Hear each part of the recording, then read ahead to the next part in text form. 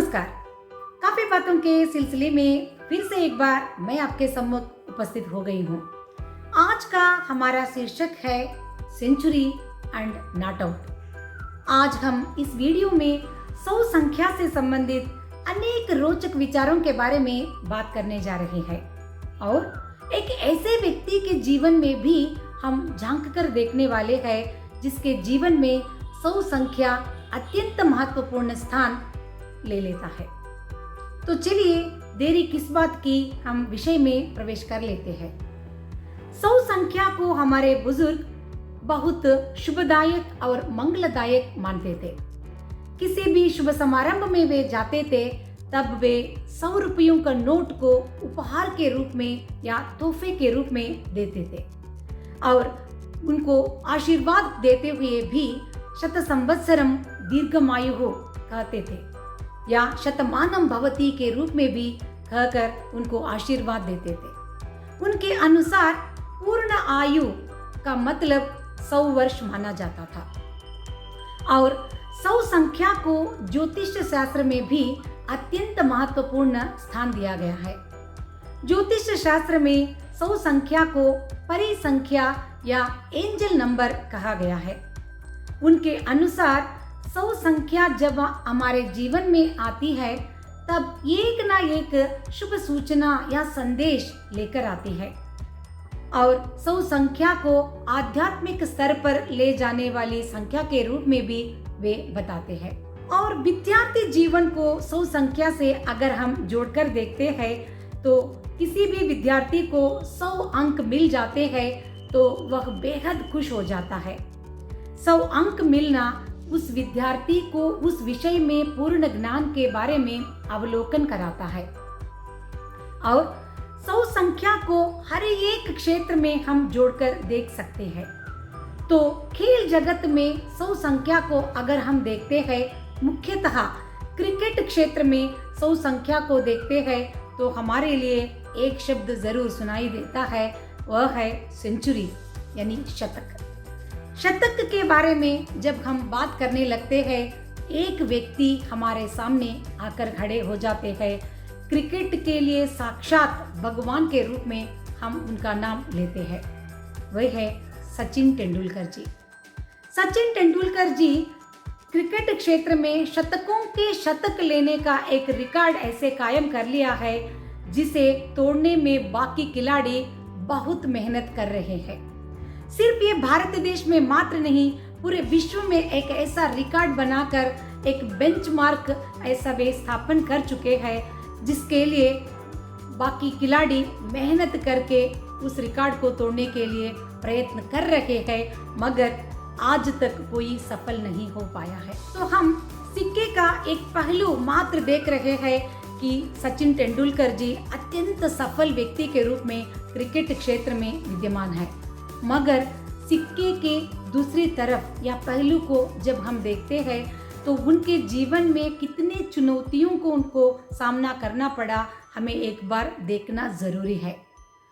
2005 में सचिन तेंदुलकर जी को tennis elbow हो गया था और उनका जो बल्ला है यानी बैट 1.5 kg से भी ज्यादा वजनदार था। ये सब हम सब जानते हैं।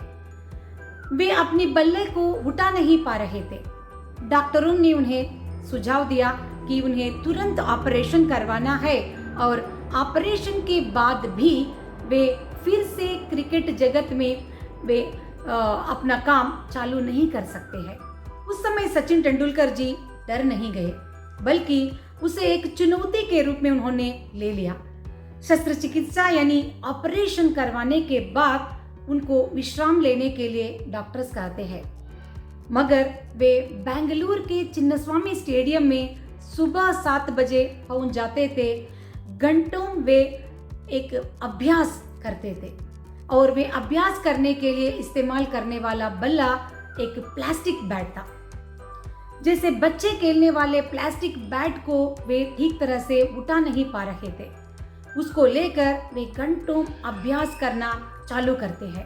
4 महीनों तक वे ऐसे अभ्यास करते रहते हैं। 4 महीनों के बाद भारत और श्रीलंका के मैच में फिर से सचिन तेंदुलकर जी आकर खड़े हो जाते हैं और उनके योगदान हम सब भली भांति जानते हैं।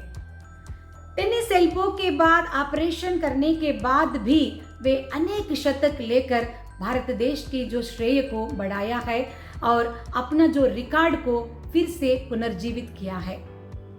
तो बस इस वीडियो के द्वारा मैं इस बात के ओर आप सबका ध्यान आकृष्ट करना चाहती हूँ, हम सब के जीवन में भी समस्याएं जरूर हैं, चाहे हमारा काम छोटा हो या बड़ा हो। सफलता का अर्थ यह नहीं है कि सिर्फ और सिर्फ सेलिब्रिटीज को जीवन को ही हम सफलता के रूप में देख सकते हैं।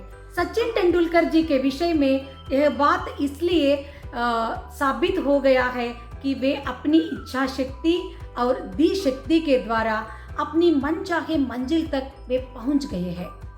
सब व्यक्तियों के अंदर भी इच्छा शक्ति जरूर रहती है, जब हम उसके साथ हमारे धी शक्ति यानी विचारों की दृढ़ता को भी जोड़ते जाते हैं, तब हमारे जो काम है उसमें हम जरूर सफलता हासिल कर सकते हैं। किसी भी काम को पूर्णता यानी पूर्ण रूप देने के लिए 4 कारकों की आवश्यकता होती है। वह है कर्ता, जो व्यक्ति उस काम को कर रहा है वह उतना ही महत्वपूर्ण भूमिका निभाता है। उसके साथ साथ जिस विचार के साथ जोड़कर वह काम कर रहा है वह कारक का स्थान ले लेता है। उसके बाद तीसरा स्थान ले लेता है प्रेरक शक्ति। उस काम को करने के लिए प्रेरणा देने वाले शक्ति या व्यक्ति को हम प्रेरक शक्ति के रूप में कहते हैं। हम इसके लिए भगवान का नाम भी ले सकते हैं। और चौथा अनुमोदक, या हमारे हर काम को एक न एक व्यक्ति जब हम प्रशंसा करता है या उस विचार को लेकर हमें कुछ अच्छे विचार कहते हैं तो हम बहुत ऊर्जा के साथ उस काम पे फिर से जुट जाते हैं। या अनुमोदन करने वाले व्यक्ति भी हमारे लिए उतने ही आवश्यक है। तो इन चारों विचारों को जब हम जोड़कर एक काम करने के लिए अग्रसर होते हैं तो सफलता आपके साथ कभी भी छोड़ने वाली नहीं है। तो इसी उत्तम विचार के साथ मैं इस वीडियो को यहाँ समाप्त करना चाहती हूँ। अगले हफ्ते एक नए विचार के साथ आपके सम्मुख फिर से हाजिर हो जाऊंगी। तब तक के लिए मुझे अनुमति दीजिए। नमस्कार।